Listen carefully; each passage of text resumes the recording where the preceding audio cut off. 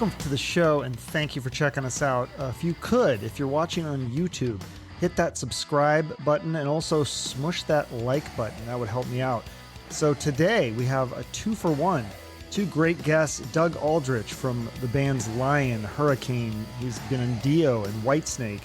And also Glenn Hughes, Deep Purple member and Rock and Roll Hall of Fame alumni. He was in Black Sabbath for a little bit and the supergroup Kings of Chaos. And together, Doug and Glenn are in the Dead Daisies, which they have a new album out called Holy Ground. They're on tour with comedian Don Jamieson and the Black Moods, who I both had on the show.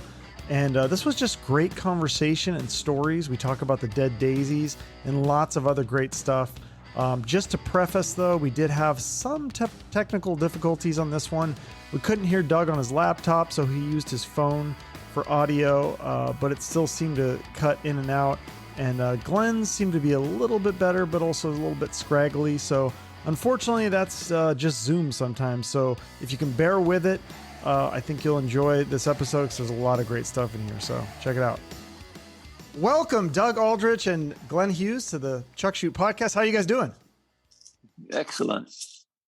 Excellent. In Florida. Yeah, you're in Florida, so it's got to be humid there right now, right?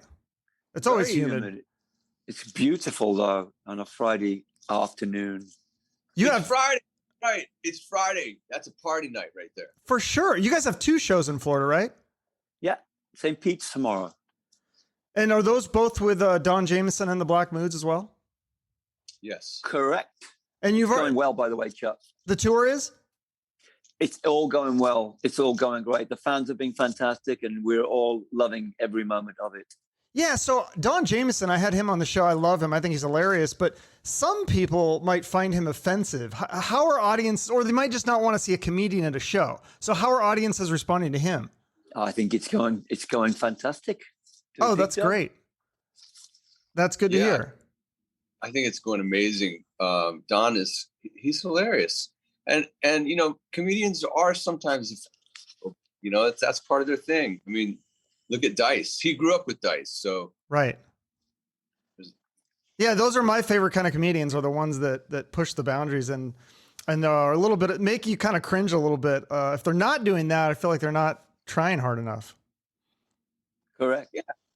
He's not afraid of boundaries. What's that? He's not afraid to push the boundaries. No. Right. So then the Black Moods. I'm wearing my shirt, right? I don't know if you guys can see. I got the. Oh, nice. Good guys. Yeah, I got because I'm in Arizona. They're from Arizona, and I think they're one of the most underrated bands in the world. They make amazing music. They really don't have any bad songs, and they sound really good live. Do you guys agree? They are. They're true. Yeah, we love it. We love them. They're fantastic. So glad they're with us. Yeah, Josh is super talented. He comes from the Ozarks. He's a really down to earth kid. Really, I love those songs. I love their song Bad Mood. No, Bad News. Bad News. Yeah. Yeah, it's a great song. Yeah, that whole new album is great. Now, and then you guys have a new album with the Dead Daisies, Holy Ground. Eddie Trunk, I heard him talking about it. He called it a crushing rock record. So, and you guys recorded it in the same room. And then is this the one that you worked with producer? Is it Ben Gross or Grossi? Correct. Yeah, we did this, Chuck, we did the album in the south of France in November, December of 2019, before all this kicked off in the world. The songs were written in the summer of 2019 and recorded in the late 2019. South of France. That sounds nice just to hang out there. Did you get some time to like do some recreation? We did not. We worked round the clock. We lived together. The great thing for me, Chuck, I was the new guy in the band at the time, and I wanted to get to know. I know Doug like he's my brother, but I wanted to get to know. We felt it'd be great for me to come down and live with a band and have breakfast together, make some music, have some laughs together, and it was a great way for me to come in and be part of the family. Yeah, so let's talk about the other members. So Tommy, is it Clufetos? Is that how I say his name? Clufetos. Yeah, Clufetos. So he's the drummer. He's worked with Black Sabbath and Rob Zombie, Alice Cooper, Ted Nugent. I mean, that's a pretty impressive resume. How does that guy keep getting such high caliber jobs? Because he's great player. The actual pronunciation is Clufetos. Yeah. Clufetos. Okay. Clufetos. It's like weird. I kept calling him Clufeto. Like, no, that's Yeah, I not it. know. I have a friend called John Barbados. So with Tommy's Clufetos. So there you go. Okay. And then David Lowy, he's obviously the founder of the band. And I didn't know this. This is so interesting. He's an Australian real estate mogul. He plays rhythm guitar. So he's kind of the boss, right? So what's it like having him as the boss? And I think he's also into flying planes. Does he fly the plane when you guys travel? He does sometimes. He does sometimes, yeah. He's a lovely guy. He's a lovely guy. Successful businessman, but a rocker at heart. He was playing rock when he was a kid, and then he took off for a while after college, and got, was working in the family business. And then he decided, you know what, I miss it. And he's very successful, but he is a very down to earth, one of the most down to earth people you'll ever meet. And he's very focused on guitar. He's got a really signature sound that's part of the Dead Daisies. It's a very aggressive, almost punk style.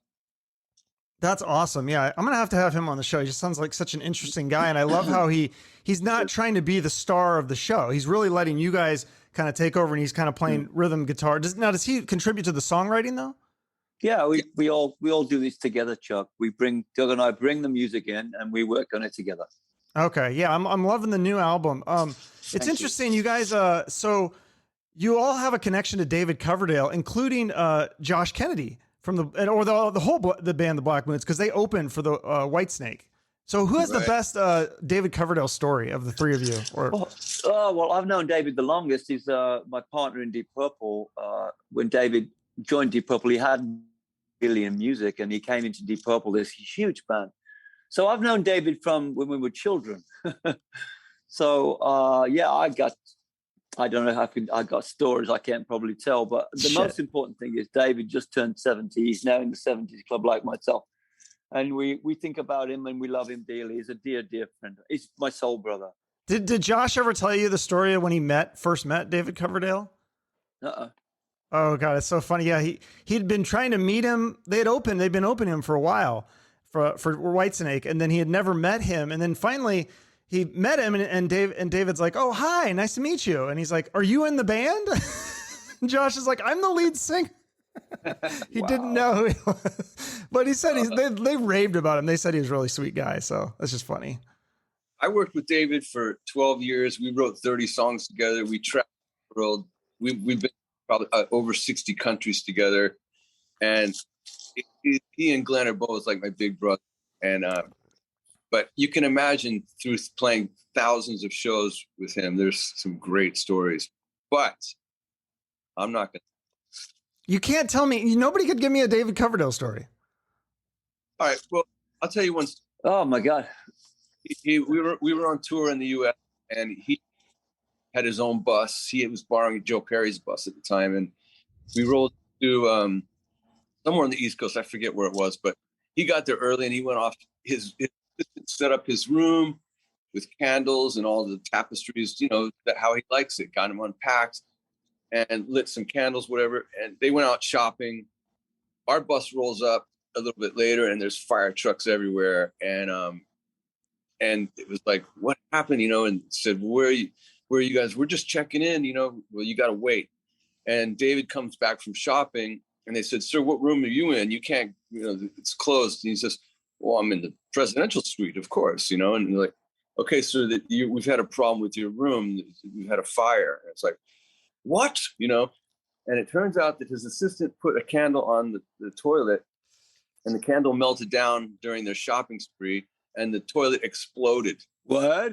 So, and the first thing David said, at the time, I used to be a smoker, and David said, one of you smokers must have done this. And it was like, turns out it was his room, his toilet. And we had to wait a couple hours to get back up there, but it's all fun, Wow, I'm glad no one got hurt, but that's a pretty crazy story. It was a plastic toilet. Oh, okay. I was gonna say, because if it's like fiberglass or whatever they're usually made of, I would think that would just put the candle out. But okay, interesting. So Dead Daisies. So now you guys, when you're doing the old catalog, Glenn, how does that work? Because you weren't there to contribute to those songs. Do you still like playing the old songs? We chose the songs that would be appropriate.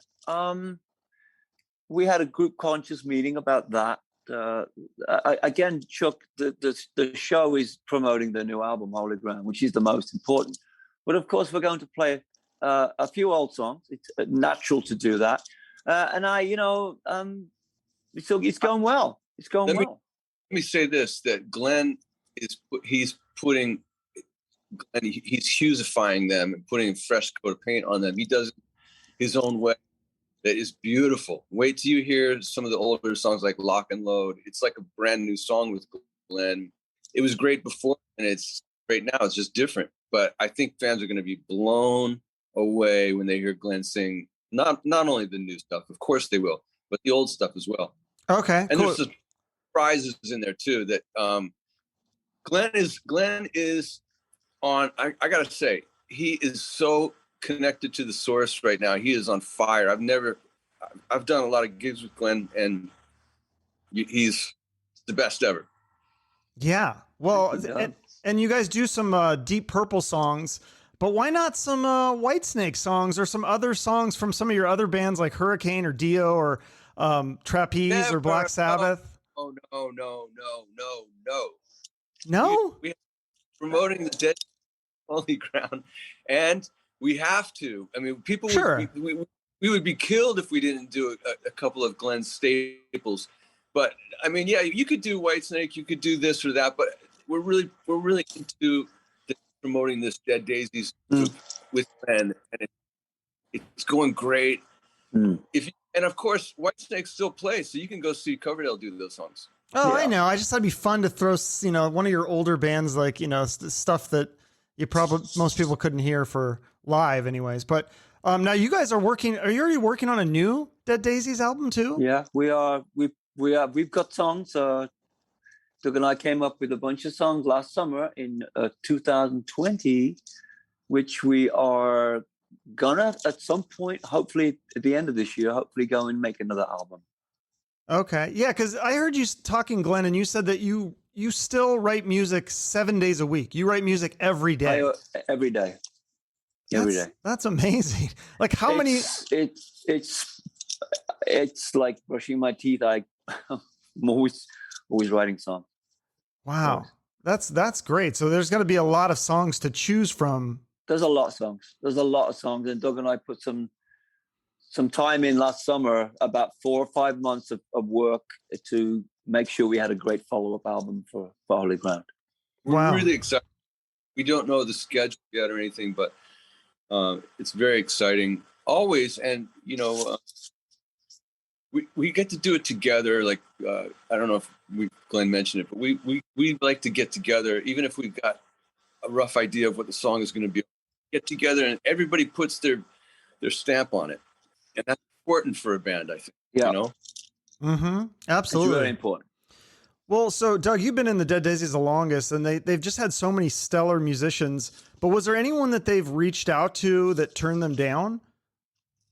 I don't think so. I only have experience with, when Glenn came in and Dean Castronovo came in. That's the only two I know.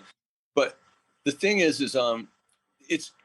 it's been a work in progress. A lot of times bands will do exactly what we're doing, but they do it behind the scenes before they've made a record. But David was like, let's just blow forward. And as we've been moving forward, we've been finding crucial pieces to the band. And hopefully I'm one, and definitely Glenn is one. So, we're moving in a slightly new direction, which is exciting. And we'll see what happens on the next album. I mean, we don't want to make this. We don't want to make Holy Ground 2. We want to go further. No. We have a signature sound with the new band, if you will. I think it's safe to say that, Doug. So we're going to continue making the signature sound on the next album. This is the first time that Glenn's had 2 guitar players, and I want to say, when people come and hear Mistreated, when they hear David Lowy, what he's playing against what I'm playing, it sounds awesome. And it's a new kind of Mistreated. Glenn singing it in a slightly different way as well. But the fat bass and 2 guitars instead of the guitar and the normally hear. It's a high point of the show, actually. So long may that continue. Do you guys change the set list, or is it going to be the same one for pretty much every show? At the moment, it's the same. We don't know. We could change it. I want to change it. There's a song I want us to play. I'm going to throw it out there right now. We've already learned called State Race. It's from the new album. It's got a great melody. Let's get it in the set, G. Come on, let's do it. Yeah, I'm ready. I'm ready to go. I was just gonna say I was just listening to that song this morning, and that riff is so. Did you write who wrote that opening guitar riff on that one? It's so great. I came up with that. Glenn came up with it, Doug, and he loved it, so we kept it. Yeah, and the solo. I mean, the whole thing sounds amazing. So people definitely need to get that album. Glenn, are you still playing with Kings of Chaos too, or is that just? I am when I can, when I have the time. Matt is, Sorum is one of my best friends, and we try to do it whenever there's a window of opportunity. It's difficult, as you know, at the moment. Yeah, that sounds like a lot of fun, though. I mean, even Dead Daisies too is because these superstar all-star groups, it's got to just be so fun. Yeah, that's amazing. Doug, I was going to ask you about this. I thought this was so interesting that I heard that when you first left Whitesnake, you left it because you wanted to spend more time with your son. I think that's so rare in this business. Did you feel were you worried at that point that you might never work again? Or did you feel like you've earned your cred enough that you'll be able to get some sort of job later? Yeah, I mean, I offers to do things and yeah, they weren't on the level of Whitesnake, but let me just put it like this. The greatest thing that's ever happened to me is being a dad. And I was going through a breakup at that because I had been 1,000% David, and I had to put a goalpost. Say, okay, this is it. I can't. I love David. I love the band. Those guys are friends. But sure enough, you throw it out to the. I took a gig in Vegas and it was very safe and everything was cool. But then at the most perfect time when I was just burned out on Vegas, Glenn called me, and Glenn's like, "Hey, I'm going to do some dates. Soren can't do them. I really need somebody. I need a friend. I need somebody I can trust to do it." And it was the perfect timing for me to get back. By that time, I was in a solid relationship, and me and Glenn. It was great. So there you go. I mean, you go from Whitesnake to Glenn Hughes. That's pretty cool. Yeah, that's amazing. The Dead Daisies were all friends of mine. I've known John Corabi since we were in high school. But to answer your question, the initial thing is there is nothing. I will cut off my hands right now and never play guitar again if that's what's best for my family. My kids that's it. That's super honorable. That's amazing. I love to hear stuff like that. That's great. Because I mean, obviously being a rock star and being in these huge bands, that's really important. But yeah, I mean, when you have the priorities like that, your family's number one. That's amazing to hear. That's what you work for all your life. And once as people who have children, your priorities shift. And it's everything that I do now is them. It's so that I've lived a great life. I'm, hey man, if I get taken out by COVID or something, I can say I did it all. But I got to protect my family and take care of them and make sure emotionally. And that was the reason from my boy. Mm-hmm. Yeah, absolutely. Glenn, I didn't realize this. You're a big sports fan. You used to play sports, and is soccer, is that kind of your number one? It is. I played soccer as a child. Did pretty well. I love sports in general, but soccer is my favorite sport. I'm crazy about English football, and Wolverhampton Wanderers is my club. I know you guys don't get a lot of downtime, but have you seen this Ted Lasso show? It's kind of like a big hit right now. It's going around. I didn't know if you'd be a fan of that. We've been watching that a lot. And I just wondered if you were a fan of that show. I haven't. I've heard about it, but I have not seen it yet. Thank you for recommending it. Yeah, check it out. What's it about? It's about this American football coach who's recruited to England to coach a soccer team. And so, yeah, you kind of find out, you're like, why is this guy? And then they kind of explain it, why he's recruited to coach a soccer team. And yeah, it's pretty good. It's Jason Sudeikis. I don't know if you're familiar with him from Saturday Night Live. I love him. Yeah. I gotta watch this. Yeah, I think you'd really like it. Yeah, it just made me think of that. But yeah, I love movies and TV. And then I think that's cool. Doug, you actually did some TV and movie work. You wrote the theme for the Transformers and with your band Lion. Yeah, it was. It's a long story. I won't bore you with it, but basically, they asked me to co-write this kid song, Kid Jingle, for the Transformers show, and it was cool. I still get little. It used to be like royalty checks, but little by little they get small. Yeah, would you guys try to get some movie and TV work for the Dead Daisies? Like, because that seems like such a lucrative thing right now. Man, it is. Yeah. They're always they have going on with like no other at the moment for sporting events around some. We work with NASCAR a lot. We work with the NFL. They've used our songs in but TV is be actually working on a TV show with it's all good. It's all kind of intertwined now. So it's good to do whatever you can to promote the band. Yeah, because Glenn, now you have a movie TV connection as well. Are you still friends with Cameron Crowe?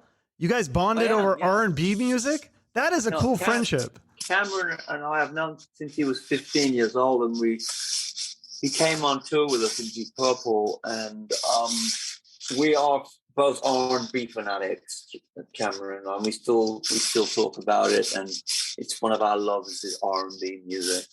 I love Cameron. Yeah, that's super cool. Did you? I haven't read your book, but do you write about all that kind of stuff in your book? I did. I did.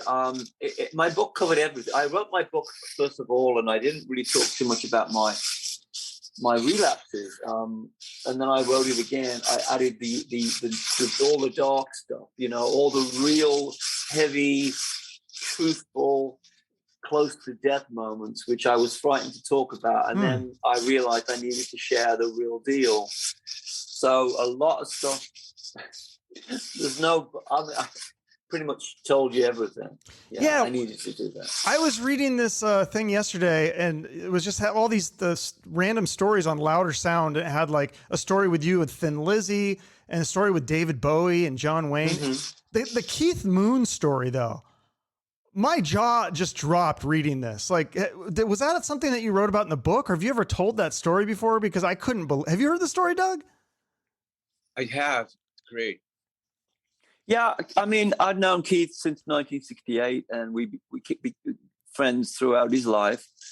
So we got together quite often, and you can imagine he was a wonderful, wonderful, beautiful comedic genius and a lovely fellow. Yeah, that's a crazy story. People could check that out. But let's see what else. What else can we talk about? I want to ask you guys, like, if you have any like health or fitness tips, because you both look so young. I'm like, how do people do this? What are you guys like doing? Some sort of exercise every day, or like green smoothies, or what is it? Doug, well, we try to take care of ourselves, and it used to be like when I was in my 20s, I could eat a whole pizza by myself.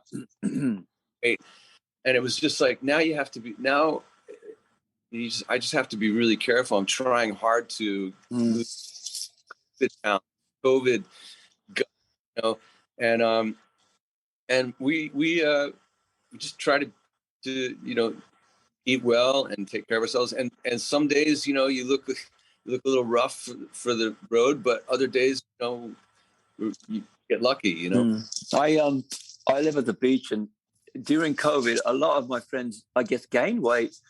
I took advantage of a lot of exercise. I'm a cardio fanatic. I'm vegan for 5 years now, and that all helped for me to get a good head start on taking care of my physicality as well as much as my emotional. The inside, I call it an inside job, taking care of the guy inside rather than so much the guy outside. Yeah, that's great. Well, because I heard you talking about your friend Doug Goldstein and how he had kind of helped you through some dark periods when you're struggling with addiction. And you just mentioned before that, you talked about a lot of that. So what advice would you have for somebody? Because sometimes like I have like friends, not myself personally struggling with addiction, but I have friends who are struggling with it to the point where like, if they don't stop it, they're going to die. And I just like, what can I do? You know, you've been in that position. Is there something that somebody could have said to you or done for you that would have helped you quit? Trust me. Trust me. Everybody that loved me or loves me told me on numerous occasions to get it together, to get it together, to get it together. Even Doug, bless him, Goldstein, as well as Doug Aldrich.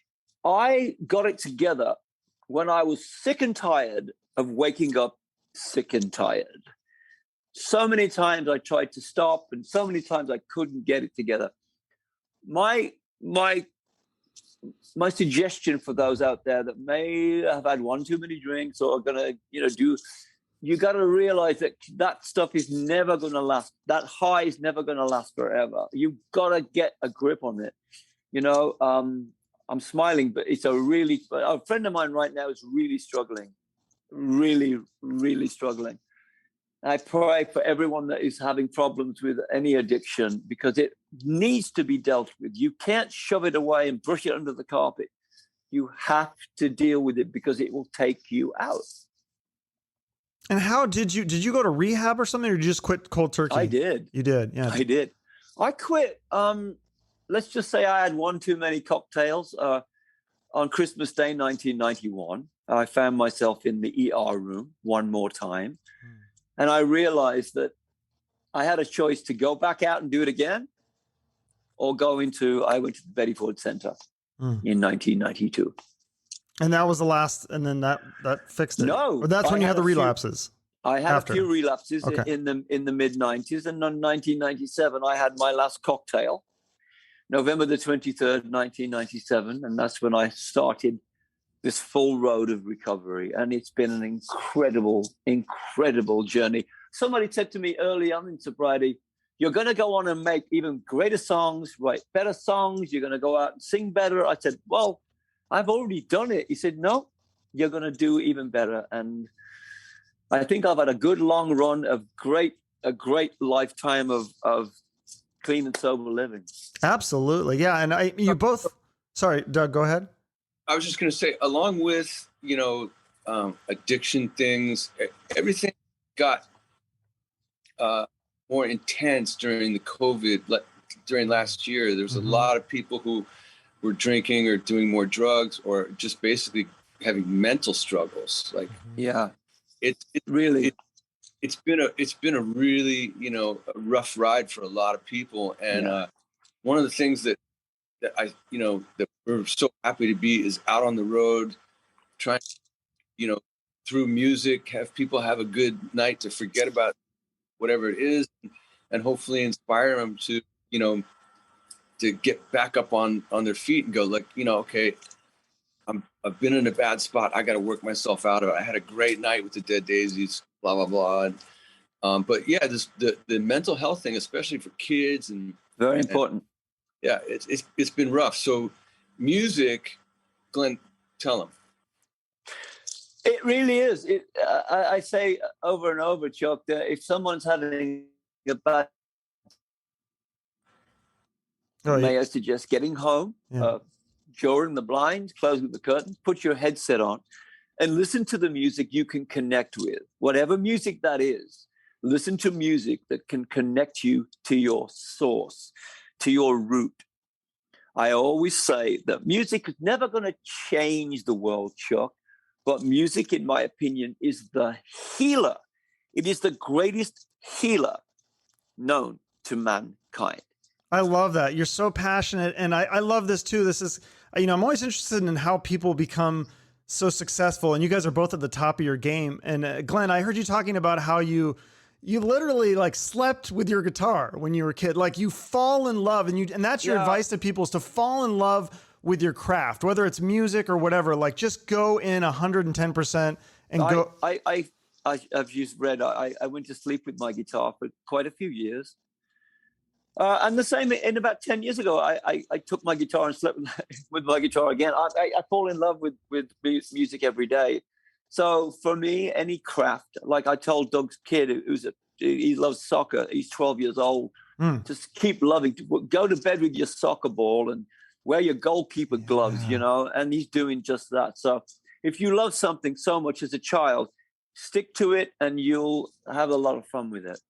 Yeah. And I think that's a good advice too. Like, you know, if people need to channel, because it's like you had that, I don't know what you want to call it, addicted gene or whatever, like where you were, you know, you just, when you do something, you go all in. So you just take it off from the booze and just put it all into the music. And then you're creating this amazing music. You know, like you said, in this half of your career, I think you're at the top. You guys are both at the top of your game. So amazing. People should definitely check out Dead Daisies. I want to see them. Are you guys going to maybe come back to Arizona? I mean, the Black Moods are from there. So we were supposed to play there next week. And the gig was canceled, not for our fault, but we promise you in Arizona that we will come to see you whenever we have the window of opportunity. Okay. Sounds good. Well, I like to end each episode with a charity. Is there one that you guys want to just throw a quick shout out to, or one that you like to support if people, after they buy the new Dead Daisies album, of course, if they have a couple extra bucks lying around? Well, there's so many. Lynn's, you just try. I mean, I'm an animal advocate. A Dolphin Project for me is I'm an ambassador over there. I've saved the dolphins. Oh, We've got slaughtered this time of year every year in Taiji in Japan. I'm a huge ambassador for helping to save dolphins. So I love dolphins, like most people do. Yeah, I love Dolphin dolphins. Project. The Dolphin Project. Dolphin. Okay. I will put that in the notes along with the Dead Daisies website so people can check it for tour dates and definitely check out the new album, Holy Ground. Thank you. All right. Thank you, Chuck. Thanks, guys. This has been a lot of fun. Thank you, everyone. We love you. Stay cool out there. All right. See you guys later. Bye-bye. Bye. Bye-bye. Well, there you have it. Two legends, Doug Aldrich, Glenn Hughes, Dead Daisies. Definitely check out that new album, Holy Ground. See them on tour with the Black Moods and Don Jamieson. And some dates have some other opening acts. Or if you're listening to this in the future, maybe it's totally different opening acts, or it's a hologram, or who knows. So you can also show your support and keep up with Doug and Glenn by following them and the Dead Daisies on social media. And that is also a great way to support my show. I'm really trying to get that to that 1,000 subscribers on YouTube. So if you can subscribe to my YouTube channel or convince somebody else to do it, that would help me out quite a bit. So thank you so much for listening. I appreciate you all. Have a great rest of your day, and remember to shoot for the moon.